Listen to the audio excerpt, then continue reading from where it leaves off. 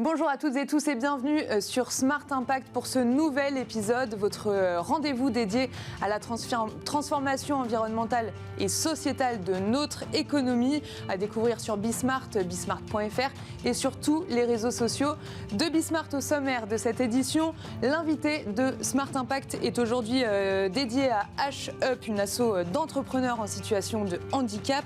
Depuis 6 ans, les trophées H-Up Entrepreneurs récompensent les meilleurs entrepreneurs en situation de handicap. Et cette année encore, Bismart est partenaire de cet événement qui met en lumière des aventures entrepreneuriales uniques. On reçoit dans un instant Pauline Arnaud-Blanchard, directrice générale de l'association H-Up Entrepreneurs. Ensuite, le débat, on détaille l'étude Kantar Insight Consommation Responsable. Cette étude s'attache à comprendre quels sont les enjeux prioritaires en matière de RSE pour les consommateurs et sur lesquels les entreprises peuvent et doivent agir selon leur secteur. Pour en parler, on recevra dans un instant Marina Kozica, directrice marketing adjointe de Kantar Insight, et Cédric Turini, directeur du développement coopératif et sociétal de la Fédération nationale des caisses d'épargne. Pour finir, dans Smart Ideas, on reçoit Greenly, une start-up qui mesure le bilan carbone des entreprises. Une fois cela effectué, Greenly les accompagne dans la définition d'une feuille de route pour les aider à s'aligner dans une trajectoire compatible avec les accords de Paris. On en parlera avec Laetitia Carl, directrice générale France de Greenly. Bienvenue à vous tous qui nous rejoignez. Smart Impact, c'est parti.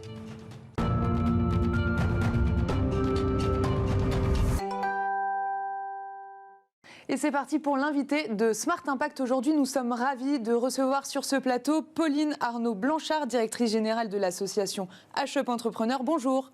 Bonjour Pauline, bonjour à tous. Comme je le disais en introduction, depuis 6 ans, les trophées H-Up Entrepreneurs récompensent les entrepreneurs en situation de handicap. Et cette année encore, Bismart est partenaire de cet événement. Et on recevra même ici, sur ce plateau, les lauréats. Pour commencer, Pauline Arnaud-Blanchard, pourriez-vous nous détailler quel est le rôle de votre association ? Alors le rôle de notre association H-Up Entrepreneurs, c'est déjà de rendre visibles des invisibles. Je ne sais pas si vous le saviez Pauline, mais ils sont 80 000 en France à être chefs d'entreprise en situation de handicap, déjà en activité. Ils sont plus de 8 000 audacieux à oser se lancer dans l'aventure chaque année pour créer une entreprise. Je ne sais pas si vous en aviez entendu parler avant, en tout cas moi, il y a 15 ans, ce n'était pas le cas. Et donc c'est pour cette raison que 4 chefs d'entreprise en situation de handicap, Didier Roche, Franck Pruvot, Jean-Luc Ogodi, Jérôme Adam et moi-même, je suis également cofondatrice, nous avons voulu créer ce mouvement associatif H-Up Entrepreneurs pour représenter ces entrepreneurs en situation de handicap et accélérer leur réussite en les accompagnant. Donc vous avez dit 80 000 entrepreneurs en France, mais vous en accompagnez combien aujourd'hui ? Nous en avons accompagné depuis que nous existons 2500 et chaque année nous en conseillons 600, nous en incubons nous-mêmes environ 400. D'accord. Ah oui, c'est quand même assez... Quelle est la mission de H-Up Entrepreneurs, Pauline ? La mission d'H-Up Entrepreneurs, c'est d'être un incubateur militant. C'est donc à la fois de représenter, valoriser aussi les représentations autour des entrepreneurs en situation de handicap, être un peu leur porte-parole et également les accompagner de manière très rapprochée, à la manière d'un incubateur pas tout à fait comme les autres néanmoins, pour réunir tous les ingrédients de succès pour les futures entreprises. Et c'est quoi les ingrédients de succès alors ? Eh bien, les ingrédients de succès, évidemment, c'est bien sûr ne pas entreprendre seul dans son coin. Donc, amener une mise en réseau. La deuxième chose, c'est quand on entreprend, on n'a pas forcément toutes les compétences. On a besoin de s'entourer. C'est donc d'être entouré, d'être coaché, d'être mentoré pour avoir accès aux compétences qui éclairent aussi les décisions et prendre des risques, on va dire, raisonnables ou en tout cas éclairés. La troisième chose, eh bien, c'est tout simplement de prendre confiance en soi, prendre confiance dans son potentiel entrepreneurial pour envisager cet avenir. C'est quand même un sacré coup d'audace. C'est d'ailleurs le thème de cette année de ces trophées, que d'entreprendre encore plus quand on est une personne en situation de handicap et que toute votre vie, on vous a dit non mais tu sais, pour toi c'est bien de travailler en ESAT, en entreprise adaptée, de passer de telle formation à tel lycée, d'avoir toujours eu un parcours téléguidé. Là, c'est le grand saut, c'est la prise d'initiative par excellence. Donc voilà, la confiance en soi peut ne pas être toujours là pour faire ce grand saut. Mais comment c'est, ce que vous disiez, ces entrepreneurs en situation de handicap, comment ils font pour faire le grand saut s'ils ont toujours été téléguidés du coup ? Alors, la plupart des personnes en situation de handicap que nous accompagnons, la moyenne d'âge des personnes que nous accompagnons, on est plutôt entre 35 et 40 ans, ont déjà eu un premier parcours de vie professionnelle en entreprise adaptée ou en ESAT. Et d'ailleurs, soit dit en passant, eh bien, c'est déjà une première expérience sur laquelle ils s'appuient et heureusement que ces entreprises existent et c'est formidable. Mais pour autant, ces personnes ont peut-être pas tout à fait réalisé leur plein potentiel, se sont pas tout à fait épanouies ou en tout cas sentent qu'il y a matière à lancer son propre projet après ce premier vécu professionnel. Donc c'est le fruit d'un cheminement personnel. Évidemment, l'idée vous vient pas un beau matin comme ça. Ça fait un moment que le rêve entrepreneurial est là, sans oser dire son nom, et à un moment, ça devient incontournable de se dire, voilà, mon rêve, c'est vraiment que j'ai envie de monter ma boîte. Et je rencontre HUP lors d'un salon, par bouche à oreille, via les médias, ou parce que j'ai rencontré déjà un chef d'entreprise en situation de handicap. Eh bien, ces rencontres-là sont déterminantes pour susciter le déclic. Vous le disiez, hein, vous aidez des futurs entrepreneurs à se lancer, mais vous ne faites pas que ça, parce que vous pouvez aussi aider des entrepreneurs déjà en activité qui peuvent avoir un accident ou, et qui sont en situation de handicap à maintenir leur société. Comment vous encouragez ces personnes, parce que ça doit être quand même compliqué, c'est une nouvelle vie qui commence. Comment ça se passe de ce côté-là, du coup ? Sur le deuxième volet, le deuxième public, ouais. Comment ça se passe ? Généralement, évidemment, c'est un coup de massue lorsqu'on rencontre le handicap au cours de sa vie, de manière accidentelle, brutale ou plus progressive. Évidemment, ça dépend complètement des cas de figure. Il y a déjà évidemment le temps du deuil et de l'acceptation. Ce temps-là, il est incompressible, il appartient à chacun. Et généralement, c'est pas sur cette phase-là que nous, on va intervenir. C'est vraiment une phase qui est très personnelle. Vient ensuite le second temps du rebond. Je suis descendue tout au fond. J'ai fait le deuil, j'ai accepté la nouvelle situation et j'ai envie de rebondir. C'est le cas, par exemple, de Caroline, ancienne pâtissière qui a monté sa société Ostobox après avoir connu un accident de ski grave qui l'a laissé paraplégique. C'est le cas d'un des fondateurs du Guide du Routard qui, après des années d'hospitalisation, a voulu monter son entreprise, en l'occurrence le Guide du Routard, Monsieur Glohagen. Et c'est le cas de tant d'autres. Donc il y a le temps personnel incompressible sur lequel nous on n'agit pas, et puis le temps du rebond où j'ai ce rêve, j'ai envie d'entreprendre, je cherche des informations, je cherche à me sécuriser aussi dans ce pari, et c'est là qu'HUP intervient, peut-être pour donner quand même quelques points de repère dans cette prise de risque, aussi se dire, ok, cette situation de handicap, elle amène des contraintes, mais elle amène aussi des opportunités, c'est aussi tout un écosystème d'entraide à appréhender.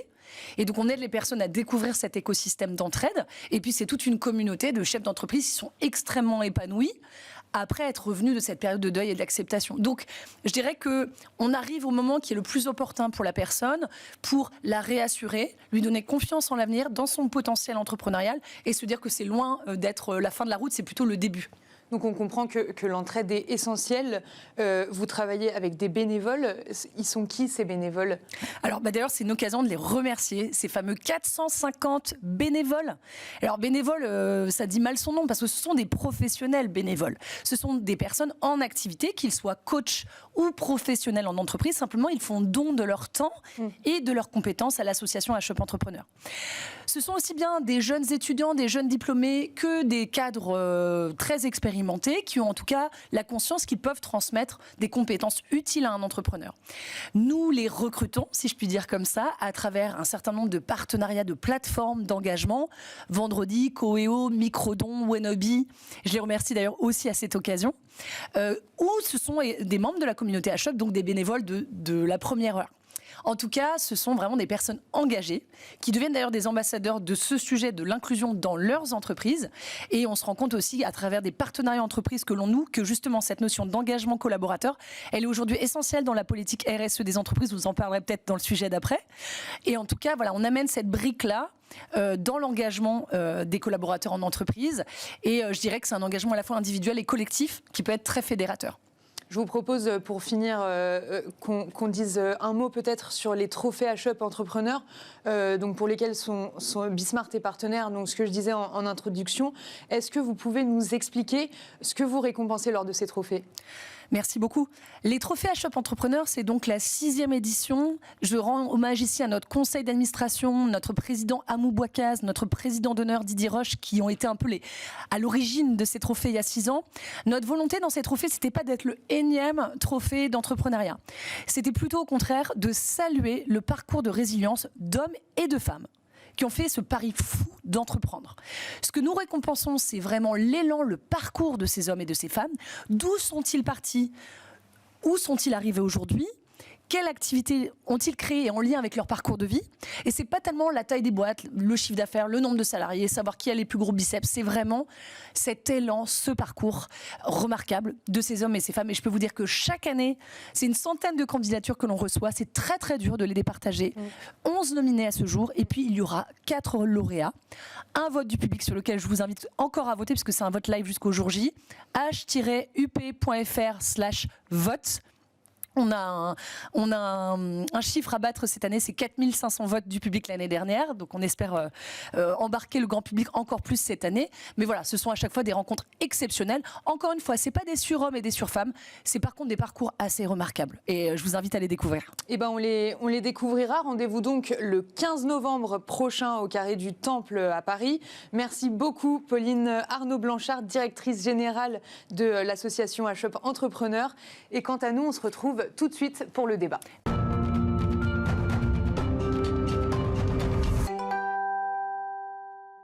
Et c'est parti pour le débat de Smart Impact. Nous sommes ravis de recevoir aujourd'hui Marina Kozica, directrice marketing adjointe de Kantar Insight. Bonjour. Bonjour Pauline. Et Cédric Turini, directeur du développement coopératif et sociétal de la Fédération nationale des caisses d'épargne. Bonjour. Bonjour. Alors on va pouvoir détailler ensemble les enseignements de cette étude. Mais pour commencer, Marina Kozica, est-ce que vous pourriez nous parler un peu de l'étude? Quel était le but de cette étude? Alors tout à fait, donc merci déjà pour l'invitation. Donc c'est une étude que nous avons réalisée pour la 3e année consécutive autour des thématiques de la RSE qui comptent pour les consommateurs. Alors on a interrogé 33 000 consommateurs à travers le monde, dont 1000 en France. On est intervenu sur 33 marchés et on leur a posé la question sur 42 secteurs. D'accord. Donc c'est une étude extrêmement robuste. Si vous avez une idée du type de questionnaire qui est posé, c'est souvent entre 15 et 20 minutes. Là, c'est vraiment 45 minutes et ça nous a permis d'avoir énormément de data pour comprendre le comportement des consommateurs concernant la RSE au sein des entreprises et des marques. Donc, une étude très robuste. Et ce n'est pas la première fois que Kantar le fait. Ça fait 5 ans que c'est vraiment au cœur de notre engagement. En interne, puisque nous avons un comité RSE qui est très, très présent pour les salariés. Et en externe, auprès de nos clients, elle infuse toutes nos expertises, toute notre offre. Donc c'est la Kantar Sustainability Sector Index que nous menons cette année avec beaucoup d'impact, vu que c'est un sujet qui passionne énormément nos clients, dont Cédric, nous avons été ravis de recueillir son témoignage. Vous disiez donc que c'était une étude très robuste et tout ça, ça vous permet aussi de voir comment la France se situe par rapport aux autres pays du coup. Tout à fait. Alors, on a recueilli 5 enseignements principaux. Le premier étant que les Français sont encore un peu climato-sceptiques. Donc, même s'ils sont 71% à déclarer que le changement climatique est dû à l'activité humaine, cela veut dire qu'ils sont 29% à penser que ce n'est pas le cas. Et quand on creuse un petit peu, ils sont 16% à déclarer que, voilà, il n'y a pas de... le changement climatique a d'autres causes. Ils sont 6% à déclarer que le changement climatique n'existe pas et 7% qui n'ont pas d'avis. En fait, qu'est-ce que ça veut dire? Qu'il y a encore énormément d'éducation à faire. Il y a énormément il faut les éduquer, leur faire comprendre que le changement climatique est là. Alors, la moyenne en France, en fait, est je vous l'ai dit, à 29%. La moyenne monde, elle est à 26%. Le consommateur français est très, très exigeant et on ne la lui fait pas. Parce que, par exemple, concernant le greenwashing, oui.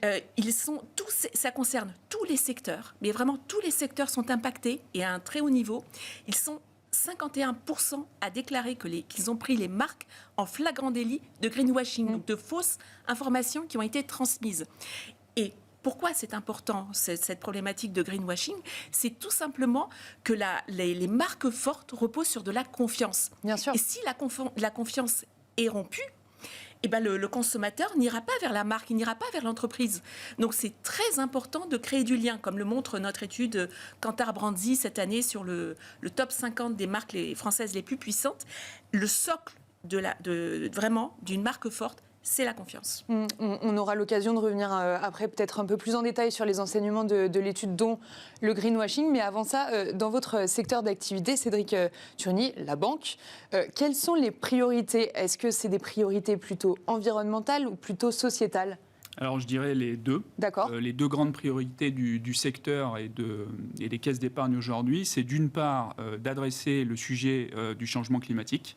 Et donc on a évidemment un axe important de notre projet stratégique, à la fois sur comment nous pouvons accompagner le financement notamment des énergies renouvelables, par exemple, mais aussi comment nous pouvons accompagner nos propres clients, que ce soit nos clients particuliers, que ce soit nos clients entreprises. Donc ça, c'est un des enjeux forts du secteur. Le deuxième enjeu, il est plus social. Il a trait notamment à la question de l'inclusion. Et justement, on voit que dans les résultats sur le secteur banque en France, on voit que les consommateurs sont très préoccupés par les enjeux sociaux. Et justement, il se situe où le secteur bancaire dans le baromètre, Marina? Plutôt dans le bas, dans le bas de notre index. Tout simplement parce que les Français sont des consommateurs très exigeants. Oui. Ils attendent beaucoup le secteur bancaire sur toutes les problématiques d'inclusion, de diversité, de place de la femme notamment, pour qu'elle puisse avoir un compte bancaire, qu'elle puisse être indépendante.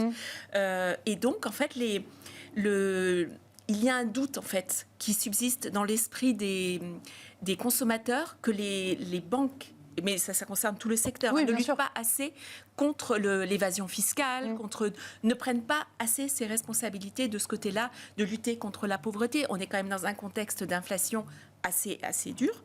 Donc, et rappelons-nous qu'en 2016, BlackRock, qui est le premier gestionnaire d'actifs mondial, avait déjà recommandé à l'époque que tous les investissements se fassent sur l'économie verte.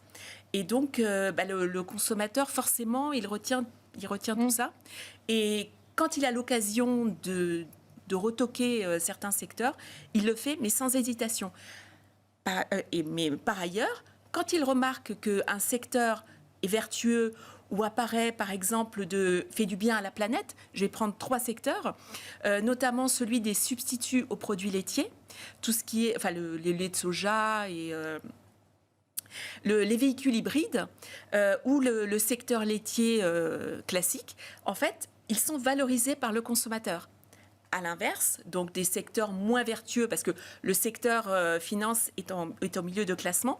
Tout en bas, on trouve tout ce qui est vapotage, cigarettes, les boissons aromatisées, les produits pour bébés, tout ce qui est énergie, gaz, énergie avec du pétrole, vous voyez ce type d'énergie. Tout ça, c'est plutôt considéré comme ayant un impact négatif. Mais ça ne veut pas dire que les consommateurs sont dupes. Parce que, par exemple, même si certains secteurs sont bien classés du point de vue impact sur la planète, ça n'empêche pas le consommateur de remarquer qu'ils font du greenwashing. Je vais prendre l'exemple des véhicules électriques. On sait tous que c'est compliqué pour l'extraction des matériaux permettant de faire les batteries. Donc, au contraire, les consommateurs français considèrent que ce secteur fait du greenwashing. Le secteur du vapotage, par exemple, qui est très très mal classé comme ayant un bilan positif pour la planète, au contraire, il est perçu par les consommateurs comme faisant moins de greenwashing. Donc voilà, le consommateur, en fait, ceux qu'on a interrogés, en tout cas dans cette étude, est assez fin. Ça revient aussi à la confiance que vous évoquiez tout à l'heure. Selon vous, Cédric Turny, sur quel levier les entreprises en règle générale et plus particulièrement dans votre secteur d'activité, sur quel levier ces entreprises-là elles doivent agir pour obtenir la confiance du consommateur ? Alors, on est bien sur la question de la confiance, on est donc sur la question de la perception par les consommateurs. Tout à fait. Et donc, je crois que le levier principal, c'est la preuve. Et d'ailleurs, nous, en tant que banque coopérative, à la fois 100% régionale et qui appartient à nos clients sociétaires, on se doit d'apporter systématiquement des preuves à ce que l'on dit et à nos engagements. Et donc, c'est pour ça qu'on a, depuis un an, passé un contrat d'utilité avec nos clients. Et donc, on liste un certain nombre de preuves très concrètes de notre engagement sociétal. Et je vous donne 2 exemples sur le sujet notamment qui semble beaucoup intéresser nos clients, sur le sujet de l'inclusion. Je vous donne 2 exemples. Un premier exemple, c'est l'action qu'on peut développer aujourd'hui sur l'éducation financière. On forme plus de 50 000 Français aujourd'hui au sujet du budget, de la consommation, parce qu'on sait qu'une partie de la population française, et même une grande partie aujourd'hui, maîtrise mal ces sujets. Et puis l'autre exemple que je peux vous apporter, c'est tout le travail qu'on fait notamment sur des Français modestes, via notamment notre activité de microcrédit. Et donc là, on va proposer un financement adapté pour des personnes qui traditionnellement ont des difficultés à emprunter pour financer un projet de vie, c'est notamment l'achat d'un véhicule quand on doit trouver du travail. Et donc ça, ce sont des preuves concrètes, ce sont des projets qu'on développe partout en France, et je crois qu'il faut être très factuel quand on communique notamment sur sa RSE. Donc pour vous, la réponse de la part des marques, c'est la réponse par la preuve. Est-ce que vous êtes d'accord avec ça, Marina ? Tout à fait. Il faut vraiment apporter des preuves, et c'est comme ça que consommateurs et marques créeront un lien, parce qu'on voit en fait que plus les consommateurs s'informent, plus la méfiance envers les marques augmente, plus ils ont le sentiment de greenwashing, et plus ils s'éduquent en fait, plus il y a un éloignement et un gap en fait entre les voilà. Et donc il faut absolument éduquer le consommateur. Ça passe parce que les marques ont un énorme rôle à jouer. Il faut imaginer que lorsqu'on interroge les Français sur qui doit agir pour l'environnement, pour la planète, c'est les marques. Alors, en premier, c'est le gouvernement, à 74%. Mais ensuite, ce sont les marques qui sont citées. À 54%, les Français disent que ce sont les marques. Et le consommateur français, je vous l'ai dit, est exigeant, mais il est encore plus exigeant que le reste du monde et de l'Europe. Parce que c'est vraiment très important. Et est-ce qu'il est satisfait pour l'instant ? Non. Donc le chemin reste encore assez long. Tout à fait. Ils sont 26% à déclarer qu'ils sont satisfaits de ce que font les marques. C'est très peu. Il y a un énorme chemin encore à parcourir. Ouais. Ça passe par l'éducation. Ça passe... On se connaît avec Cédric, c'est-à-dire qu'on a déjà discuté de l'engagement des caisses d'épargne. Je sais ce qu'il fait.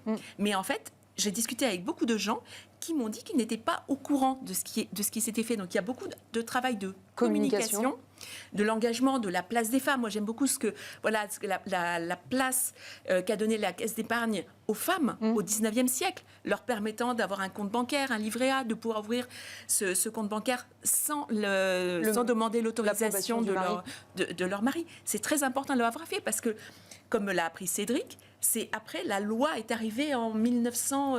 en 1960. Voilà, c'était bien plus tard. Et donc dans les caisses d'épargne, c'était en quelle année En 1881, voilà. Ah oui, d'accord, ok. Oui, donc bien avant la loi, d'accord. Donc c'est pour ça, c'est important de le répéter et de le marteler, ce que font les marques, parce que moi, je vais parler d'empreinte environnementale. Ce n'est absolument pas le sujet prioritaire pour le secteur banque, finance, assurance. D'accord. Mais le sujet de l'environnement est très important pour les Français. Évidemment, ça dépend des secteurs d'activité. Les priorités sont différentes selon les secteurs d'activité. Voilà, tout à fait. Mais par exemple, Cédric m'a parlé de l'initiative de la Fondation des caisses d'épargne, qui est d'affréter le Belém, le célèbre 3 mâts, et d'aller chercher la flamme olympique à Athènes dans 6 mois. Et donc, c'est le bilan carbone sera positif, ou en tout cas, parce que c'est la première fois qu'on n'ira pas chercher la flamme olympique par avion. Moi, je me souviens enfant, je regardais ça à la télévision, on affrétait toujours un avion. Donc là, pour le coup, il y a un véritable engagement pour l'environnement. Bonnes initiatives pour l'environnement. Et on finira là-dessus, sur cette flamme olympique en 3 mâts. Merci beaucoup, Marina Kozica. Vous êtes la directrice marketing adjointe de Kantar Insights. Et merci, Cédric Turini. Vous êtes le directeur du développement coopératif et sociétal à la Fédération nationale des caisses d'épargne. Merci à tous les deux. Et quant à nous, on se retrouve tout de suite dans Smart Ideas.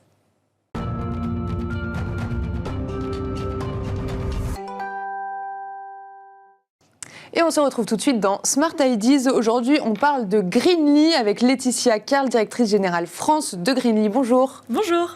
Alors pour commencer, Laetitia Carl, est-ce que vous pourriez nous rappeler un petit peu ce que vous faites chez Greenly ?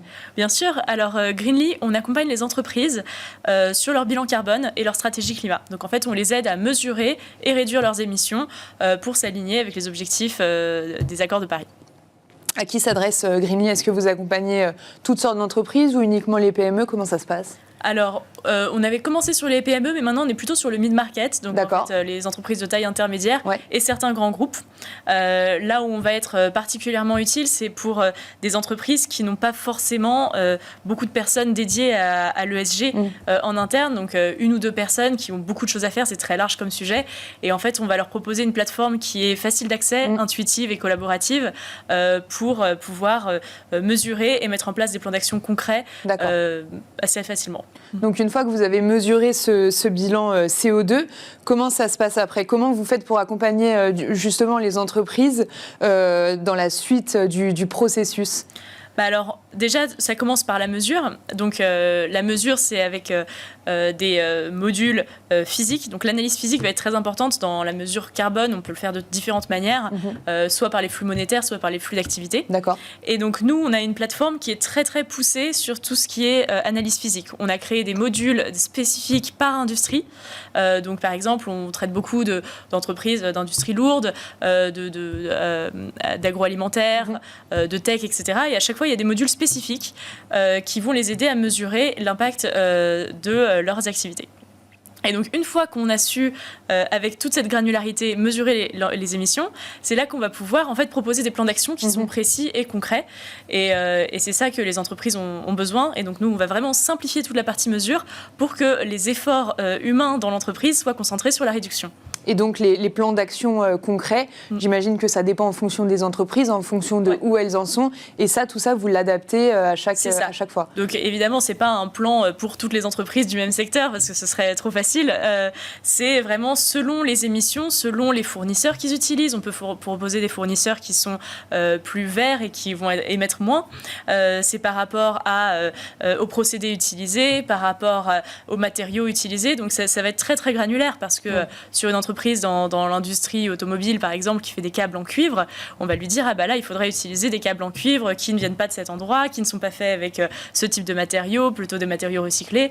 Oui, c'est très personnalisé, voilà. Donc ça va être très, très personnalisé et granulaire. Alors moi, je pense que vous avez une actu à nous partager aujourd'hui. Vous avez lancé récemment une notation qui sert à mesurer la réalité de la trajectoire de décarbonation des entreprises.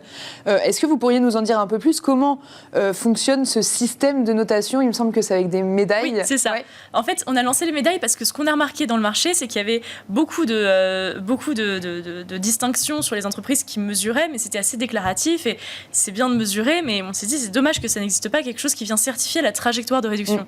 Et donc, nous, on a voulu vraiment mettre en avant les clients qui avaient mis en place des plans d'action et qui s'étaient engagés là-dessus et qui les mettaient en place vraiment d'une année à l'autre. Et donc, du coup, on a lancé ces médailles pour justement permettre à ces entreprises de communiquer sur les actions concrètes qu'elles font pour réduire leurs émissions, mais aussi pour les suggérer à nos autres clients qui sont à la recherche de solutions plus vertueuses au quotidien. Et très très rapidement, les grands enjeux 2024 pour Greenly, c'est quoi ?